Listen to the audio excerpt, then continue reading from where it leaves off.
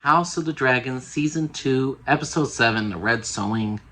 What can I say, everybody? This was a fantastic episode of House of the Dragon. This was an absolute fantastic episode. What happened? Now, let me start off with the Green, since they had very little to do in this episode.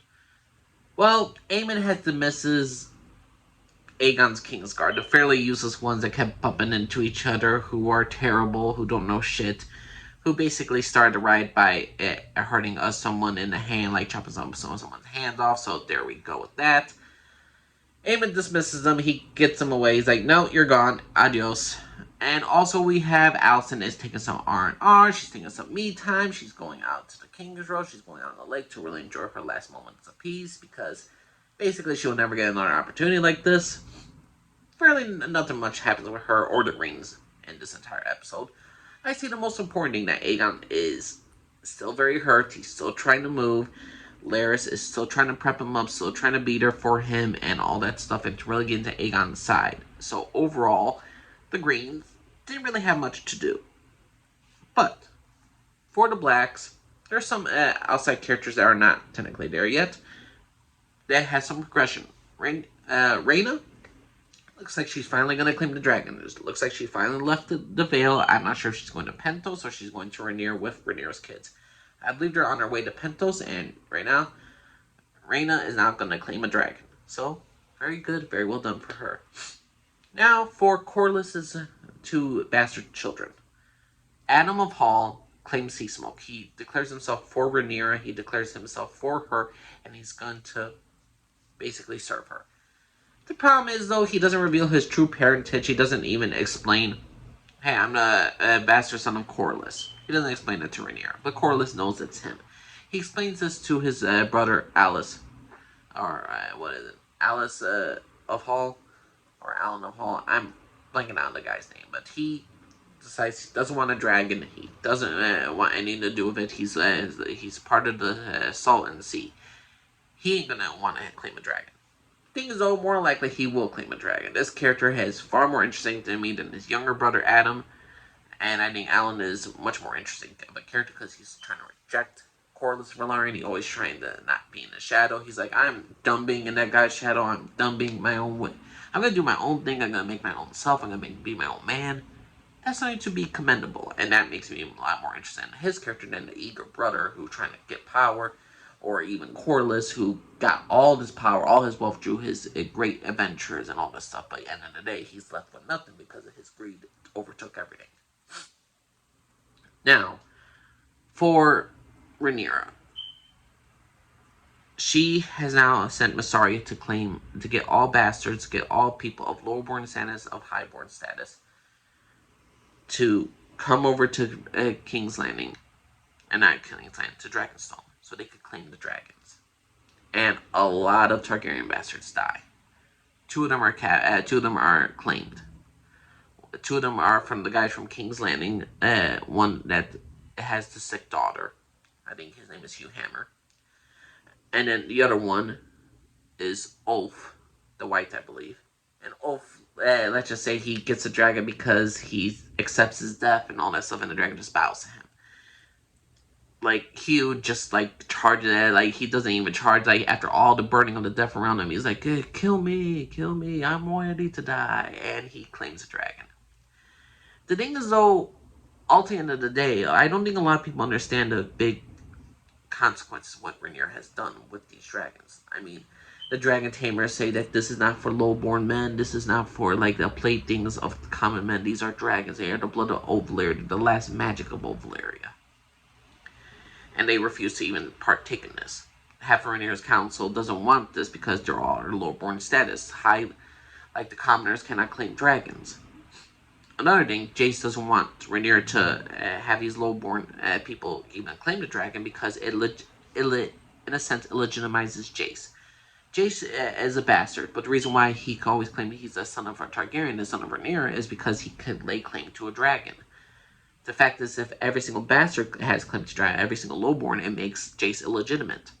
And I don't think people seem to understand. I know everybody's like, "Jace, why are you upset with your mother? Why are you upset with your mother?"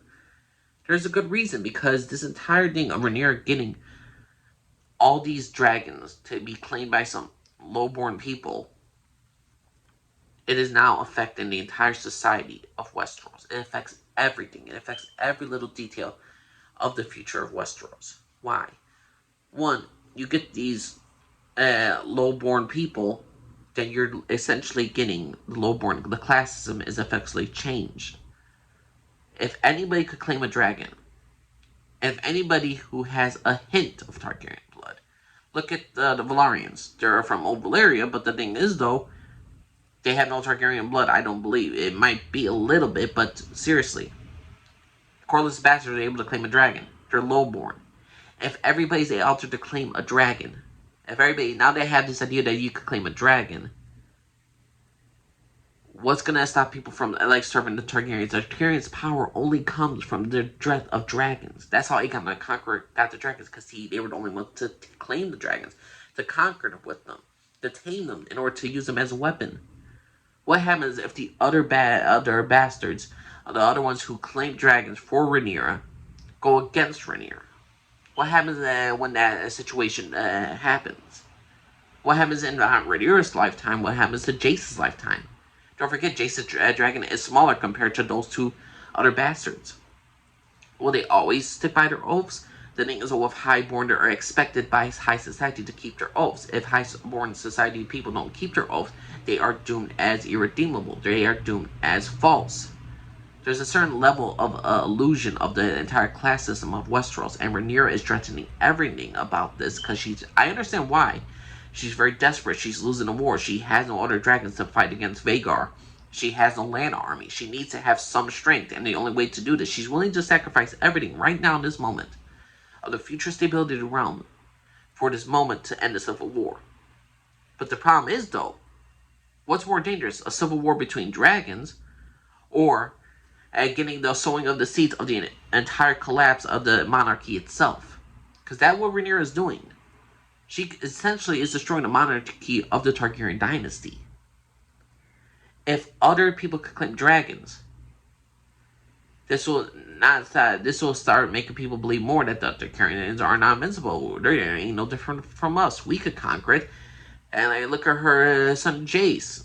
He doesn't look a bit Targaryen at all. He could claim a dragon. Why not us?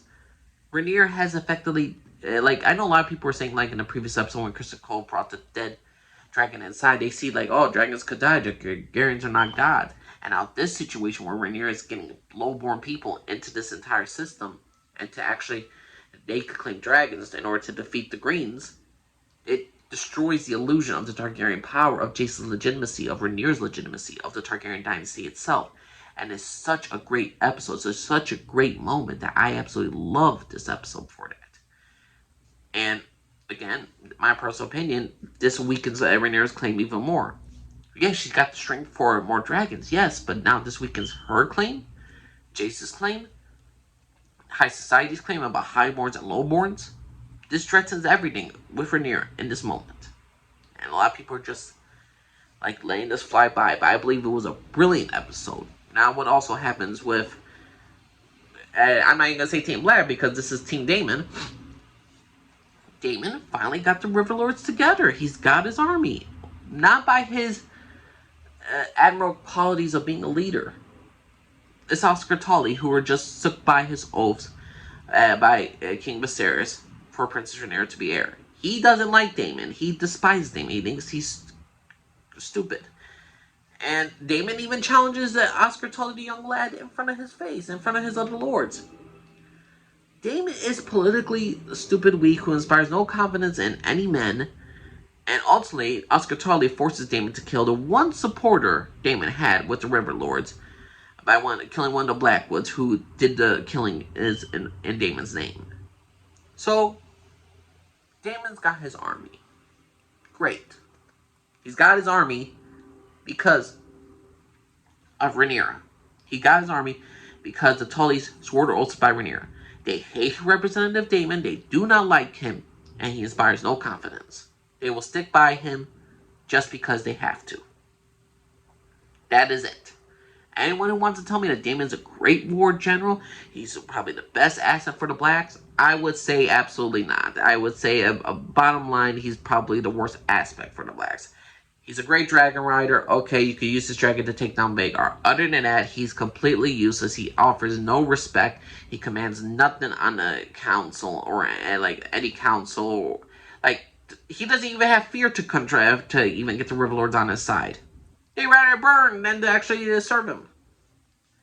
Now, what's also happening with the Blacks, in another sense, is that Daemon also has more visions in Harrenhal of King Viserys, saying that he never wanted the throne, and then it crumbles everybody who touches it. And he looks at Daemon like with his deluded face, with his decrepit old face, and it goes to Daemon like, "You sure you still want it?" And Daemon looks at the crown and everything, and is debatable whether or not he still wants it. And Daemon will always still want the throne. Overall, House of Dragons Season 2, Episode 7, The Red Sowing. What y'all think of this episode? Do you think it was a great episode? Do you think it was a terrible episode? How do you think Rhaenyra made the right decision? Do you think Jace has the right to be angry? Or do you like what you're doing with Daemon's character? Is Oscar Tully your new favorite character? Please let me know what y'all think. Thanks, Lisa. Everybody. Bye.